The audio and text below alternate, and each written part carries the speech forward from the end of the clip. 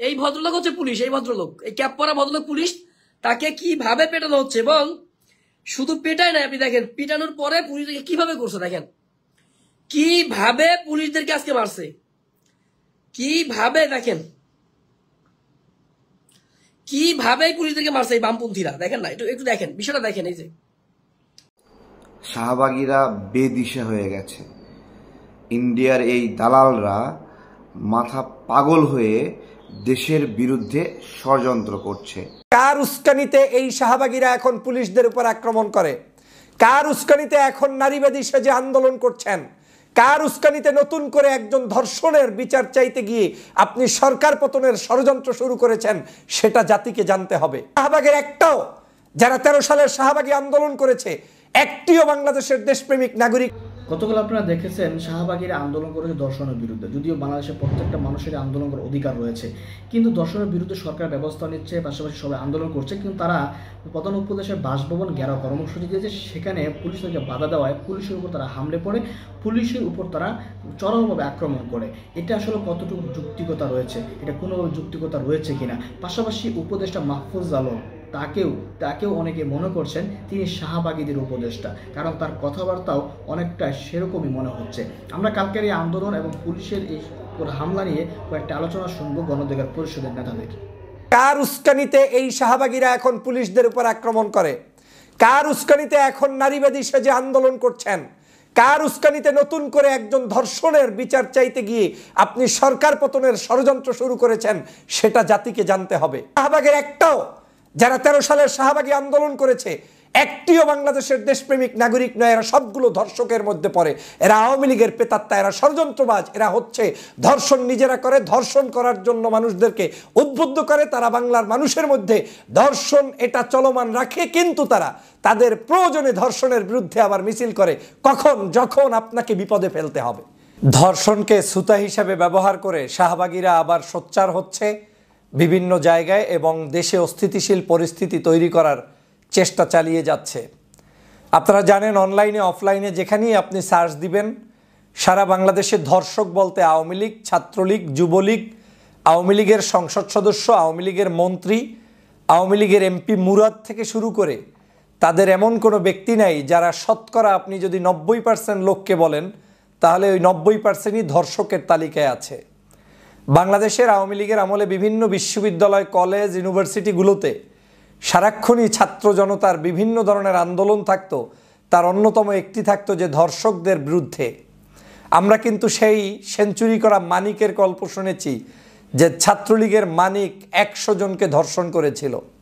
আমরা কিন্তু শুনেছি জাহাঙ্গীরনগর বিশ্ববিদ্যালয় সহ বিভিন্ন বিশ্ববিদ্যালয়ে স্বামীর সামনে স্ত্রীকে ধর্ষণ করা হয়েছে জঙ্গলে নিয়ে, এবং স্বামীকে গাছের সাথে বেঁধে রাখা হয়েছে। আমরা কিন্তু শুধু মানুষ ধর্ষণ শুনি নাই, আওয়ামী লীগ, ছাত্রলীগ এমনকি পশু পাখি পর্যন্ত ধর্ষণ করেছে। গরু, ছাগল কোনো কিছুই রক্ষা পায়নি ছাত্রলীগের কাছ থেকে। কিন্তু আমরা শাহবাগীদেরকে সেই সময় কোনো প্রতিবাদ করতে দেখি নাই। ধর্ষণ বাংলাদেশের এক ধরনের, এই যে ধর্ষণ করা হচ্ছে, এটা একটা ব্যাধিতে রূপান্তরিত হয়েছে। এটা একটা সামাজিক ব্যাধি, যেটা গত 16 বছরে তৈরি হয়েছে। সেই ব্যাধিটা একদিনে, 1 ঘন্টায়, নিমিষেই বন্ধ হওয়ার মতো পরিস্থিতি হয়নি। আমি সকল ধর্ষকদের বিরুদ্ধে এবং ধর্ষণকারীদের সর্বোচ্চ শাস্তির নিশ্চয়তা বিধানের জন্য সরকার সহ সবার প্রতি আহ্বান জানাই। কিন্তু আমি এটাও আপনাদেরকে সজাগ দৃষ্টি রাখার জন্য বলছি, এই যারা ধর্ষণকারী, সেই আওয়ামী লীগের লোকেরাই এখন ধর্ষকের বিচার চেয়ে, ধর্ষণ কেন হচ্ছে সেইটার বিচার চেয়ে এখন নতুন করে মাঠে ময়দানে নেমে সরকারকে এবং দেশকে অস্থিতিশীল করার চেষ্টা করছে। মূলত এরা শাহবাগের অংশ, মূলত 2013 সালের শাহবাগীরাই এই কর্মকাণ্ডটি করছে। তারা কোনোদিন আওয়ামী লীগের আমলে এই ধর্ষণের বিরুদ্ধে সোচ্চার হয়নি। এই যে যারা আজকের নতুন নতুন মানবতার কথা বলে, এই যে যারা নারী অধিকারের কথা বলে, নারীদের ধর্ষণের বিরুদ্ধে যারা কথা বলে, এই নারী ধর্ষণের বিরুদ্ধে আপনি আওয়ামী লীগের সময় আওয়ামী লীগের এই সকল শাহবাগীদেরকে কোনোদিন মিছিল মিটিং পর্যন্ত করতে আপনি দেখেন নাই, করে নাই। নামকাওস্তে যদি 2-1 জায়গায় হয়ে থাকে সেটা ভিন্ন জিনিস, কিন্তু হঠাৎ করে এখন বিভিন্ন স্কুল, কলেজ, বিশ্ববিদ্যালয়গুলোতে এই কারা নাটের গুরুদের মতো এই ধর্ষণের বিষয়ে নতুন করে একেবারে সারা দেশ গরম করে রেখেছে। একটি ধর্ষণ হলে সেটা নিশ্চয়ই সমাজের জন্য খারাপ জিনিস, একটি খুন হলে সেটা নিশ্চয়ই সমাজের জন্য খারাপ জিনিস, কিন্তু একটি খুন কিংবা একটি ধর্ষণকে কেন্দ্র করে একজন বাংলাদেশ সরকারের পদত্যাগ হয়ে যাবে, দেশের একজন বর্তমান সময়ের প্রধান উপদেষ্টার কার্যালয় পর্যন্ত ভাঙচুর করতে চলে যাবেন, এইটার জন্য আপনাদেরকে কোনো অধিকার দেওয়া হয় নাই। ধর্ষণ একটা ব্যাধি, এই ব্যাধিকে দূর করার জন্য আমাদের সামাজিকভাবে সবাইকে তৈরি হতে হবে, সবাইকে উদ্যোগী ভূমিকা পালন করতে হবে, সবাইকে জোর গলায় সভা, সেমিনার, বিশ্ববিদ্যালয়, মাদ্রাসা, ওয়াজ মাহফিল সব জায়গায় প্রচারণা চালাতে হবে। গত কয়েকদিন আগে যে ধর্ষণটি হলো, একটি শিশু, এই ধর্ষণের পরে এই ধর্ষণের আলামত থেকে আপনি কি পেলেন? এই ধর্ষক কি কোনো বিশ্ববিদ্যালয়ের কোনো আপনার পরিণত বয়সের কোনো মেয়েকে কোনো জায়গায় ইফটিজিং করে বড় ধরনের ধর্ষণের শিকার করা কোনো কিছু না। এটা এমন সামাজিক অবক্ষয় যে অষ্টম শ্রেণীর একজন ছাত্রীকে একজন আত্মীয় বাবা সমতুল্য ব্যক্তি সেখানে গিয়ে ধর্ষণ করেছে, তাহলে সমাজ কোন জায়গায় চলে গিয়েছে? আমরা এই পাষণ্ড ধর্ষণের তীব্র নিন্দা জানাই। কোনো সন্দেহ নাই যে এই ধর্ষক অবশ্যই মুক্তি পাওয়ার কোনো সুযোগ নেই। আপনারা এটাও দেখেছেন সেই ধর্ষণকে কেন্দ্র করে আজকের সর্বোচ্চ চিকিৎসার ব্যবস্থা সেই শিশুটিকে করা হচ্ছে, যেজন্য আমি এই রাষ্ট্রকে ধন্যবাদ জানাই। আমাদের এই গ্রামে গঞ্জে আনাচে কানাচে বহু নিবৃতে মানুষ এখনও ধর্ষণের শিকার হচ্ছে, যারা এখন পর্যন্ত হয়তো সিএমএইচে চিকিৎসা নেওয়ার সুযোগ পায়নি কিংবা রাষ্ট্রীয় মিডিয়া এগুলোতে তাদের এই ধর্ষণের প্রচারগুলো হয়নি। গত 16 বছর আওয়ামী লীগের সকল ধর্ষণ নীরবে হয়তো সারা বাংলাদেশে সহ্য করেছে, কেউ কোথাও প্রচার পায়নি। কিন্তু এই স্বাধীন দেশে 5ই আগস্টের পরে এই প্রথম আমরা দেখলাম যে একজন ছোট্ট শিশুমণিকে ধর্ষণ করায় আমরা কষ্ট পেয়েছি, সেটা সমগ্র বাংলাদেশ ব্যাপী প্রচার হয়েছে। এনাফ, তার জন্য চিকিৎসা চলছে, এনাফ, তার জন্য সর্বোচ্চ রাষ্ট্র ব্যবস্থা নিচ্ছে, এনাফ, তার জন্য আমরা সমবেদনা প্রকাশ করেছি, এনাফ, আমরা মিছিল করেছি, প্রতিবাদ করেছি, এনাফ। কিন্তু আমরা এখন মিছিল করার নাম করে সরকার পতনের জন্য যদি কেউ নেমে থাকে, সেই শাহবাগীদেরকে বাংলাদেশে স্থান দেওয়া হবে না, সেই দুষ্টদের স্থান দেওয়া হবে না, যারা আমার পুলিশদের উপরে, এমনি পুলিশ নরবরে অবস্থা, তারপরে আবার এই পুলিশের উপরই আক্রমণ করে যারা নতুন করে আজকের সংঘাত সৃষ্টি করতে চান ধর্ষণের বিচার চেয়ে, তাদেরকে এই বাংলার জমিন থেকে বিতাড়িত করা হবে। কোনো সুযোগ নাই 13 সালের শাহবাগীদের বাংলাদেশে মাথা উঁচু করে দাঁড়ানোর। কত বড় ধৃষ্টতা, কত বড় দুষ্ট, কত বড় সাংঘাতিক চিন্তা নিয়ে মাঠে নেমেছেন বুঝতে পেরেছেন আপনি?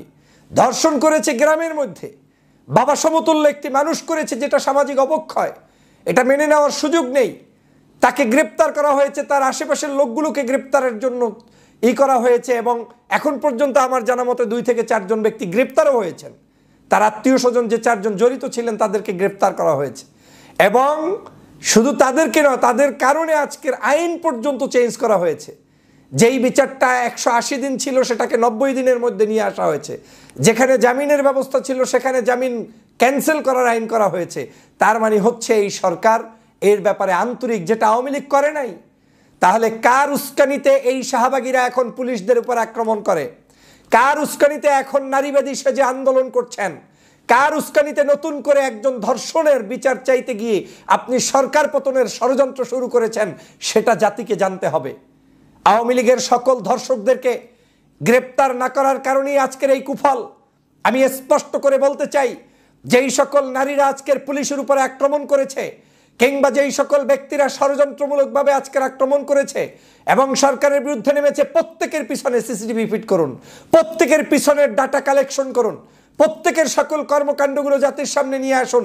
দেখবেন এরা প্রত্যেকেই হচ্ছে ধর্ষক। এর ম্যাক্সিমাম মানুষ ধর্ষক, যারা এই সরকারের পতন চেয়ে আজকের এই বিশৃঙ্খলতা সৃষ্টি করছে। এরা নিশ্চিত থাকেন, এরা শাহবাগের একটাও, যারা 13 সালের শাহবাগী আন্দোলন করেছে, একটিও বাংলাদেশের দেশপ্রেমিক নাগরিক নয়। এরা সবগুলো ধর্ষকের মধ্যে পড়ে। এরা আওয়ামী লীগের পেতাত্তা, এরা ষড়যন্ত্রবাজ, এরা হচ্ছে ধর্ষণ নিজেরা করে, ধর্ষণ করার জন্য মানুষদেরকে উদ্বুদ্ধ করে। তারা বাংলার মানুষের মধ্যে ধর্ষণ এটা চলমান রাখে, কিন্তু তারা তাদের প্রয়োজনে ধর্ষণের বিরুদ্ধে আবার মিছিল করে, কখন? যখন আপনাকে বিপদে ফেলতে হবে। এই ধান্দাবাজদের মুখোশ উন্মোচন করুন, লাইভ শেয়ার করুন, ভিডিও করুন, নিজেরা সতর্ক হন। আমি বারবার বলেছিলাম যে সব আন্দোলন সব জায়গার জন্য না। একজন ধর্ষণের শিকার হয়েছে, তার জন্য আমাদের দেশের সিস্টেম ডেভেলপ করতে হবে, মানুষদেরকে এডুকেটেড করতে হবে, দেশের মানুষদেরকে জানাতে হবে, শিক্ষা অর্জন করতে হবে, পরিবারের মধ্যে শিক্ষা অর্জন করতে হবে।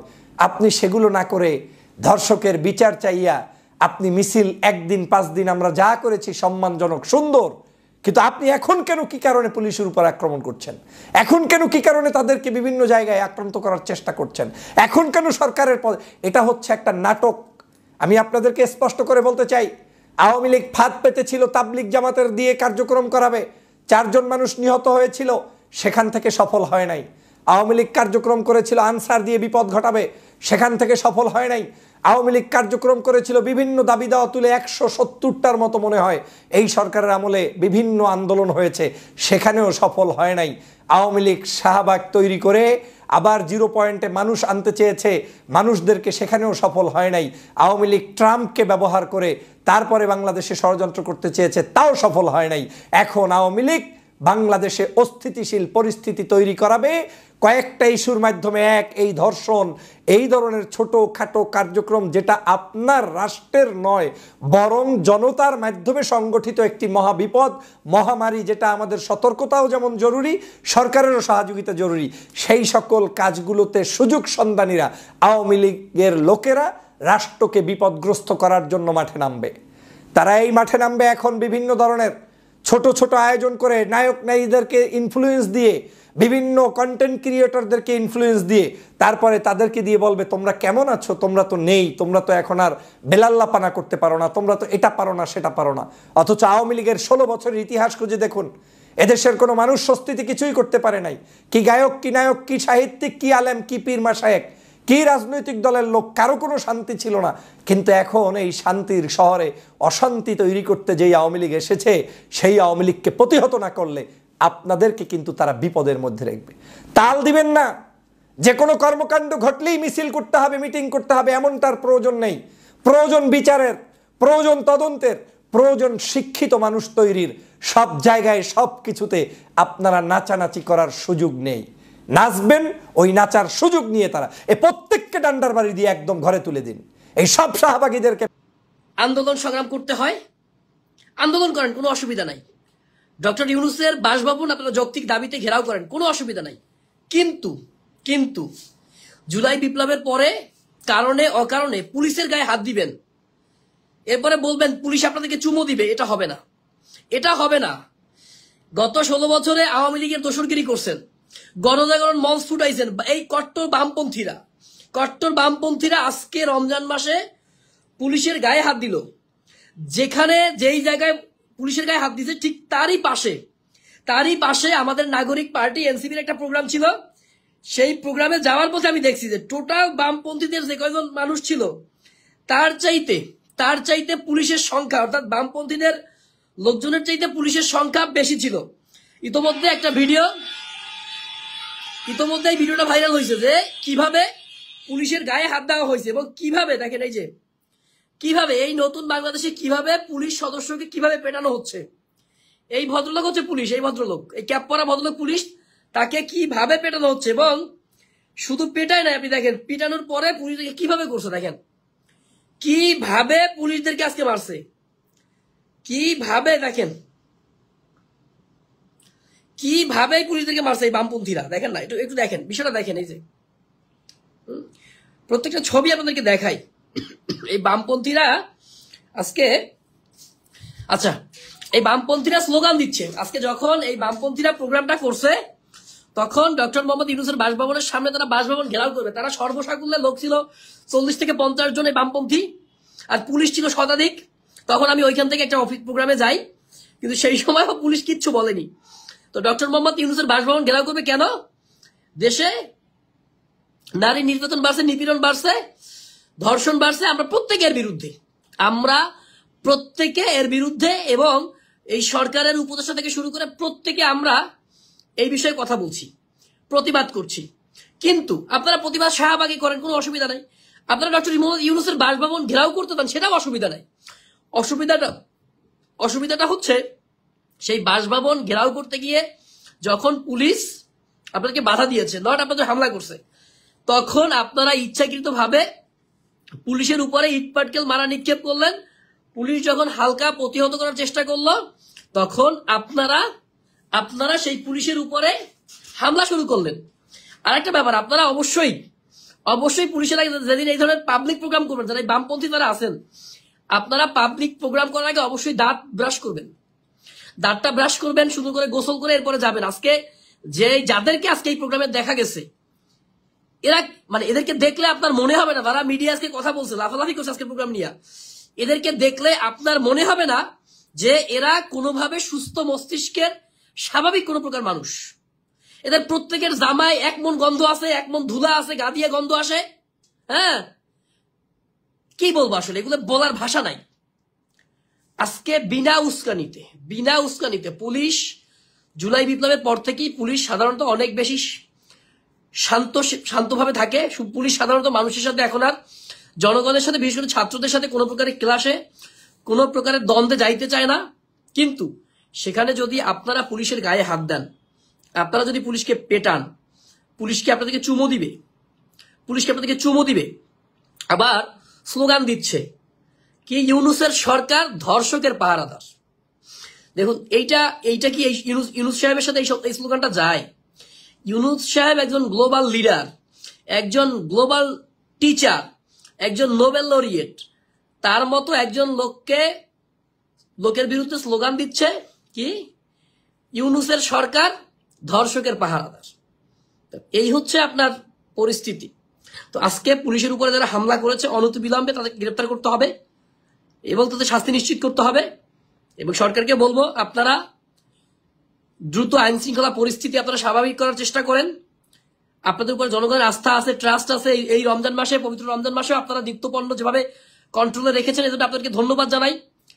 কিন্তু আইন শৃঙ্খলা পরিস্থিতি আরো বেশি উন্নতি করা দরকার। কিন্তু উন্নতি করবে কিভাবে? আপনি যেই পুলিশের মোরালিটি ভেঙে গেছে, নতুন করে পুলিশের সেটআপ তৈরি হচ্ছে, আজকে আপনি পুলিশকে পিটাইলেন। এইভাবে যদি আপনারা হামলা করা শুরু করেন, তাহলে এই পুলিশের মোরালিটি কিভাবে ফিরে আসবে, বা এই পুলিশ কিভাবে তারা ফাংশন করা শুরু করবে? তো সেই জায়গা থেকে আমাদের আরো বেশি দায়িত্বশীল হওয়া উচিত। বামপন্থীদের একটা মনে কষ্ট কি জানেন? এই বামপন্থীরা সারা বছর আন্দোলন করে, হ্যাঁ, হাসিনার সাথে লিয়াজু করে আন্দোলন করছে, কিন্তু নেতা হয়েছে 18 সালে নুরুল্লাহ নূর, অর্থাৎ ডানপন্থী একটা ছেলে।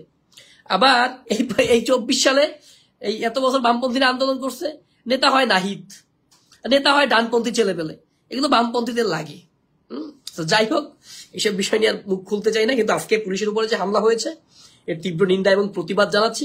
অনতিবিলম্বে এই হামলাকারীদেরকে গ্রেফতার করে দৃষ্টান্তমূলক শাস্তির দাবি করছি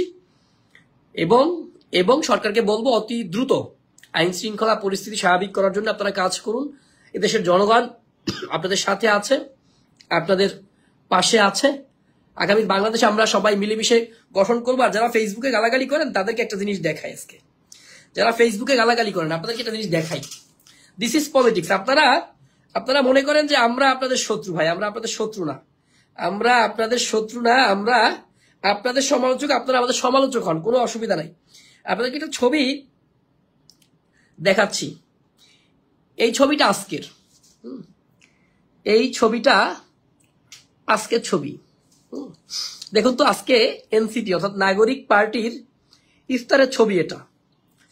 এখানে এই ছবিটা, এখানে বসা আছেন শহীদুদ্দিন চৌধুরী এনি ভাই, এর পাশে বসা আছেন জামাত ইসলামের আমির, এর পাশে বসা আছেন নাহিদ ইসলাম, এর পাশে বসা আছেন সালাউদ্দিন আহমেদ সাহেব, বিএনপির স্থায়ী কমিটির সদস্য, এই পাশে অন্যদল নেতা, এবং নাহিদের ঠিক পেছনেই আমি দাঁড়ানো। This is new Bangladesh. এই বাংলাদেশে এনসিপি থাকবে, জামাত থাকবে, বিএনপি থাকবে, গণ অধিকার পরিষদ থাকবে। আমরা সবাই কাঁধে কাঁধ মিলিয়ে একসাথে পলিটিক্স করব, একে অপরের আলোচনা করব, সমালোচনা করব। আমরা এক টেবিলে বসে আবার খাবারও খাবো। সমালোচক মানে শত্রু না, সমালোচক মানে বন্ধু। সমালোচক মানে যে আপনাকে সঠিক পথে রাখবে, সঠিক পথের দিশা দিবে। আপনার সমালোচনা করে আপনি ভুল কাজ করলে সেই কাজে আপনাকে ভুল কাজ করা থেকে বাধা দিবে, বিরত রাখতে সহযোগিতা করবে। সুতরাং আপনি সমালোচনা সহ্য করতে হবে। যাই হোক, সবাই ভালো থাকবেন। খোদা হাফেজ। শাহবাগীরা বেদিশা হয়ে গেছে। ইন্ডিয়ার এই দালালরা মাথা পাগল হয়ে দেশের বিরুদ্ধে ষড়যন্ত্র করছে, পুলিশের উপর হামলা করছে। আর এদের আশকারা দিচ্ছে উপদেষ্টা মাহফুজ আলম, যে প্রকাশ্যে ঘোষণা দিচ্ছে ইসলামপন্থীদের বিরুদ্ধে এবং বলছে ইসলামপন্থীদের বিরুদ্ধে লড়াই করবে, আবার ইসলামপন্থীদের শরিকানা দেবে, এইরকম বিভিন্ন কথাবার্তা বলে।